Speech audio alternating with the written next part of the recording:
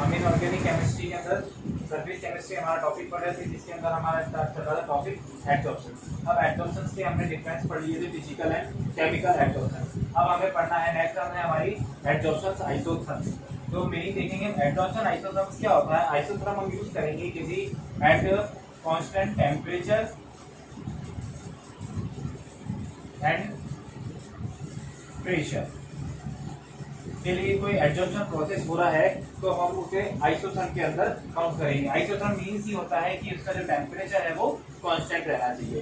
यानी क्या होगा, हम इसको देखते हैं अब the amount of gas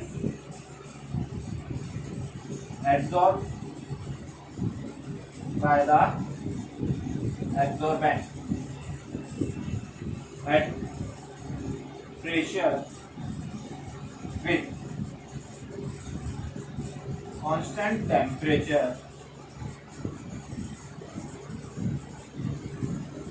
can be expressed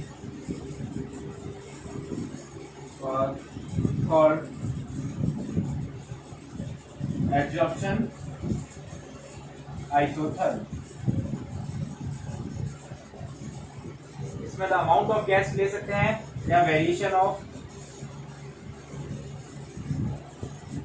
gas भी ले सकते हैं। The variation in amount of gas absorb by the absorbent at pressure with constant temperature can be expressed और called adsorption isotherm.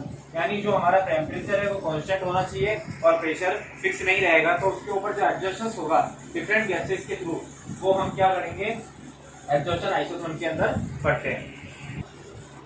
Adsorption isotherm को समझने के लिए एक साइंटिस्ट है फ्रेंडलिच, जिन्होंने एक एडजॉर्प्शन आइसोथर्म दी। इसने फ्रेंडलिच एडजॉर्प्शन आइसोथर्म 1909 के अंदर इस साइंटिस्ट ने क्या दिया था, empirical formula.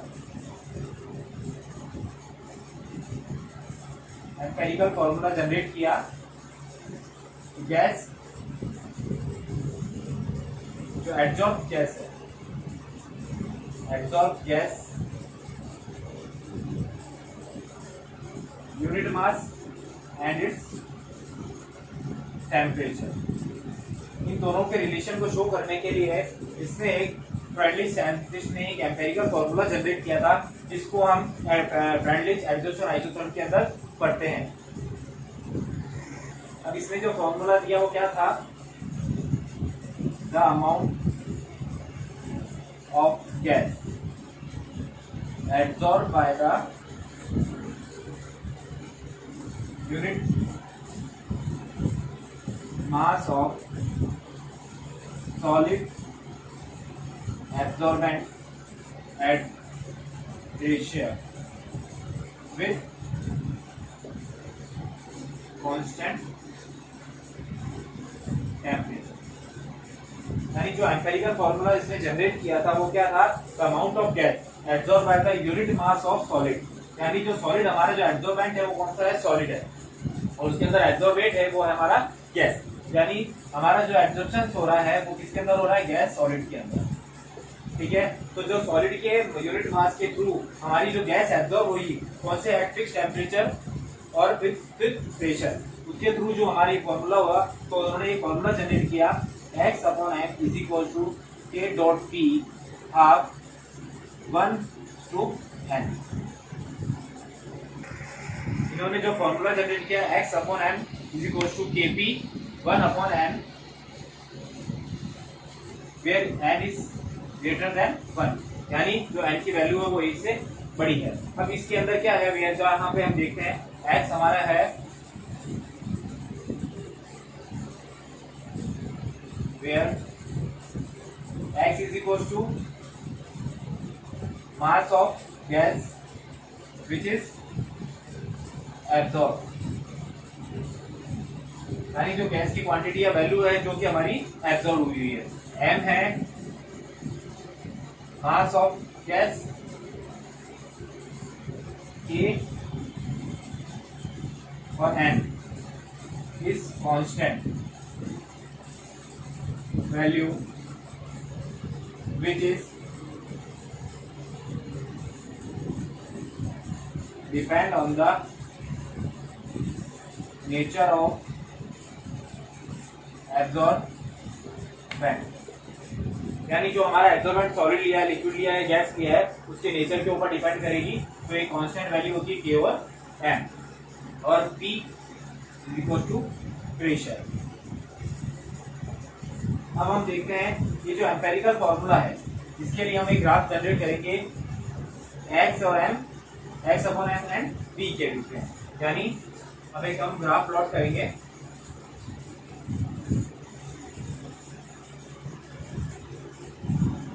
Graph between x upon m and p।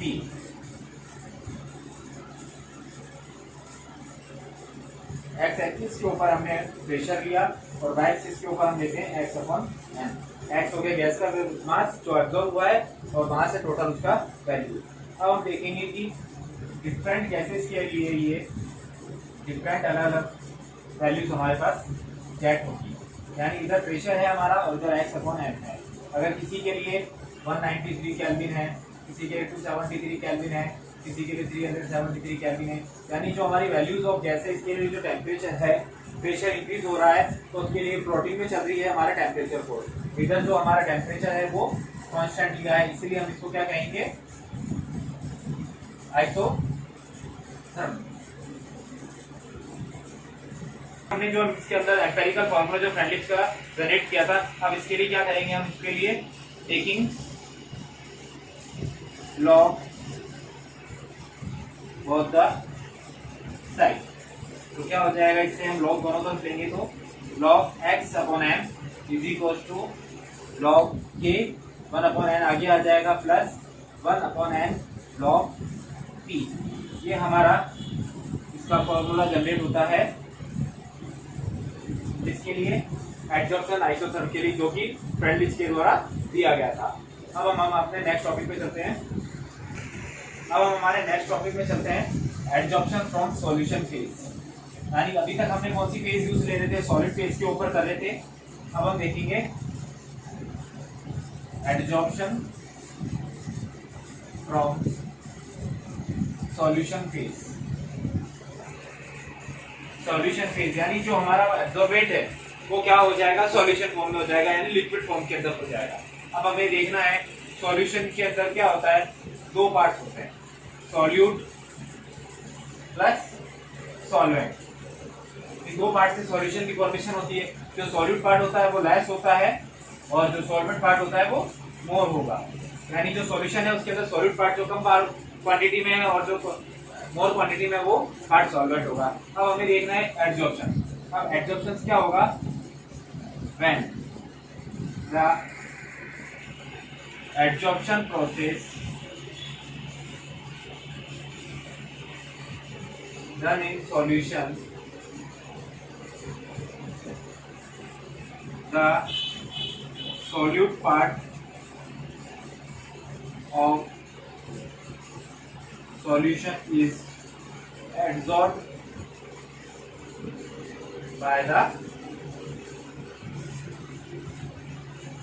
adsorbent, यानी जो हमारे सॉल्यूशन के अंदर सॉलिड पार्ट था वो एडजॉर्बेंट के थ्रू हमारे क्या हो जाएगा, एडजॉर्ब कर लिया जाएगा। यानी सॉल्यूशन के अंदर जो सॉल्वेंट पार्ट है वो रिमेनिंग बच जाता है और सॉल्वेंट सोल्यूट को एडजॉर्ब कर लिया जाता है। अब इसके ये होता है एडजॉर्प्शन फ्रॉम सॉल्यूशन फेज। अब हम इसके कोई एग्जांपल्स देखते हैं।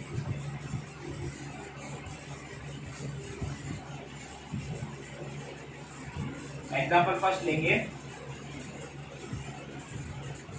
एसिटिक एसिड प्लस चारकोल, यानी एसिटिक एसिड को हमें क्या करना है, चारकोल के अंदर डिसॉल्व करना है। तो कैसे लिखेंगे, when acetic acid is dissolved in charcoal, the acid part is absorbed by the charcoal. Due to this, the concentration of acetic acid is continuously decreasing। यानी अगर हम एसिटिक एसिड को चारकोल के अंदर डिसॉल्व करेंगे तो जो एसिटिक एसिड का एसिड पार्ट है वो क्या होगा, चारकोल के द्वारा एब्जॉर्ब हो जाएगा, जिसके थ्रू जो एसिटिक एसिड है हमारी इसकी कंसंट्रेशन क्या होगी, वो लगातार डिक्रीज होती जाएगी। इससे हमें पता चलेगा कि एसिड के द्वारा जो charcoal is absorb the acidic part of acid.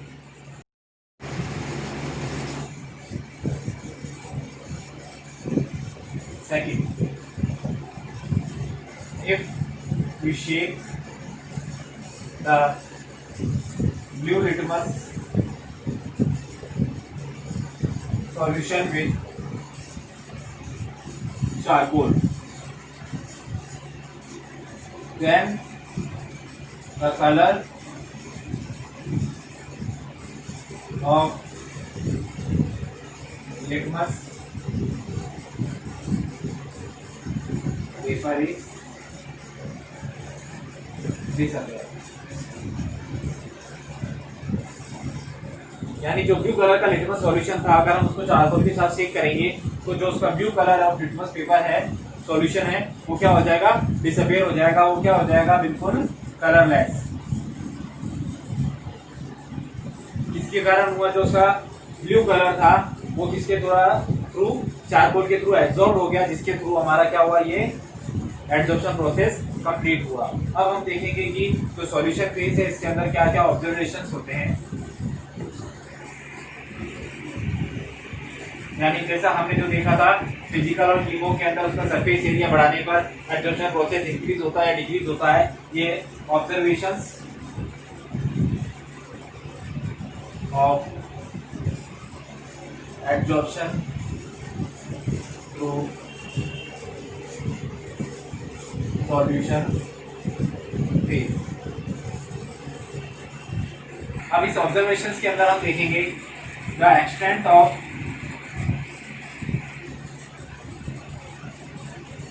adsorption is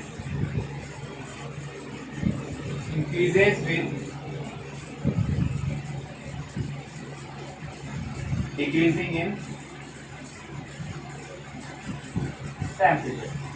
यानी अगर हम टेम्परेचर को डिक्रीज करेंगे तो जो हमारा एक्सटेंट है ऑफ एब्जॉर्प्शन वो क्या हो जाएगा, इंक्रीज हो जाएगा। यानी जो सॉल्यूशन फेज के अंदर हमारा टेम्परेचर को अगर हम डिक्रीज करते हैं तो हमारा एब्जॉर्प्शन प्रोसेस इंक्रीज हो जाएगा। यानी ये एब्जॉर्प्शन प्रोसेस किससे डिपेंड करेगा, फिजिकल एब्जॉर्प्शन से। क्यों, क्योंकि फिजिकल एब्जॉर्प्शन को क्या चाहिए, at minimum temperature which absorption is done, this is called as physio adsorption। So the physical absorption is also the solution phase adsorption। Second देखते हैं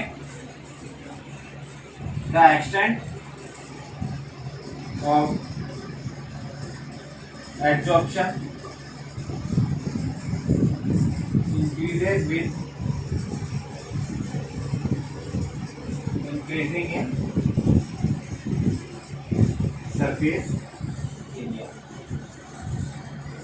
यानी अगर हमारा सरफेस एरिया ऑफ एब्जॉर्बेंट, अगर हम जो एब्जॉर्बेंट यूज कर रहे हैं उसका सरफेस एरिया अगर इंक्रीज होगा तो हमारा एब्जॉर्प्शन का जो प्रोसेस है वो भी क्या होगा, इंक्रीज होगा। थर्ड आता है the extent of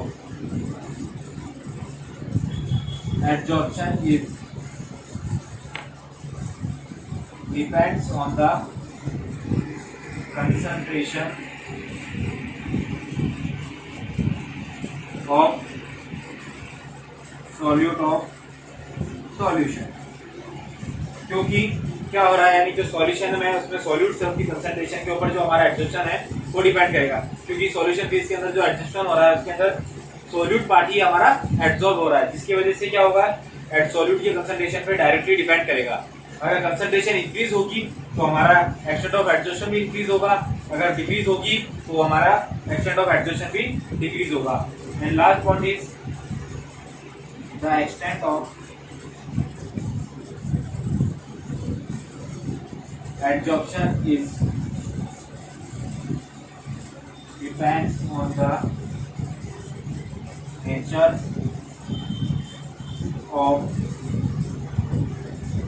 adsorbate and एडसॉर्बेंट।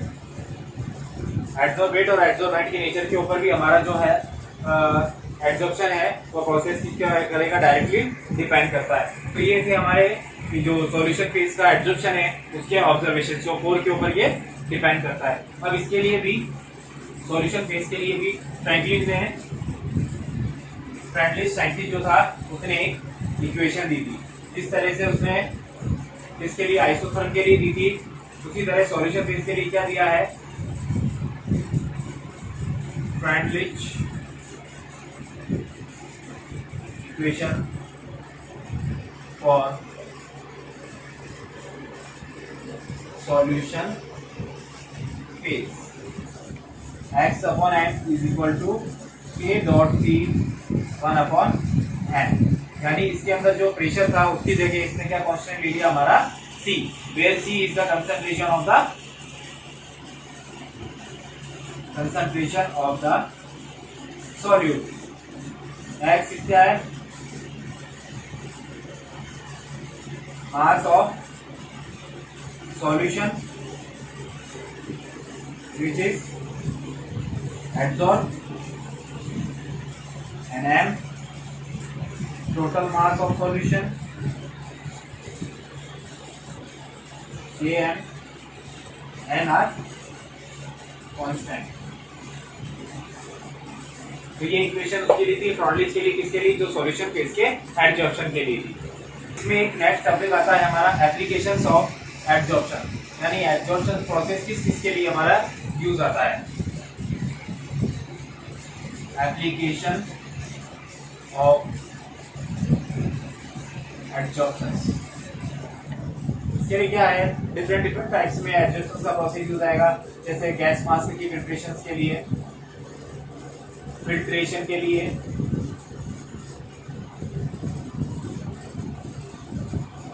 Control of humidity,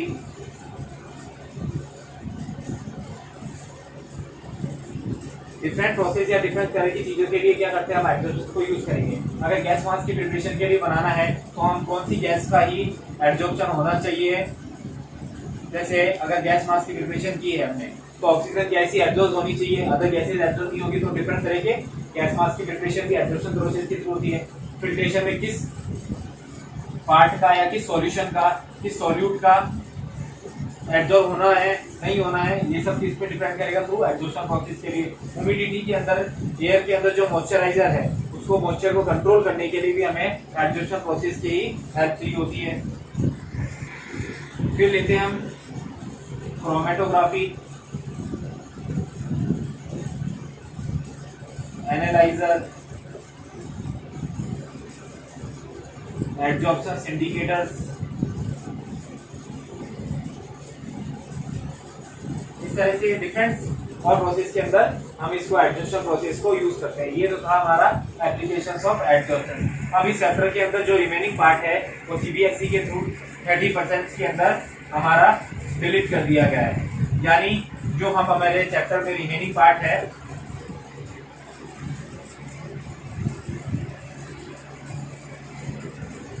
catalyst, emulsion, इन दोनों टॉपिक्स को सीबीएसई के थ्रू रिमूव कर दिया है। तो हमारा एडजॉर्प्शन प्रोसेस तक ही केमिस्ट्री के सरफेस केमिस्ट्री के अंदर इन्वॉल्व है। तो ये टॉपिक हमारा इस वीडियो के साथ फिनिश होता है।